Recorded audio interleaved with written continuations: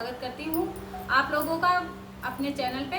और बहुत ही प्यारा सा कजरी गीत लेके आई हूँ। सावन का महीना चल रहा है, आप लोगों के सामने बहुत ही प्यारा सा कजरी गीत लेके आई हूँ। आप लोगों को कैसा लगे कमेंट में ज़रूर बताइएगा और पूरा फुल वॉच कीजिएगा। हरे रामा बी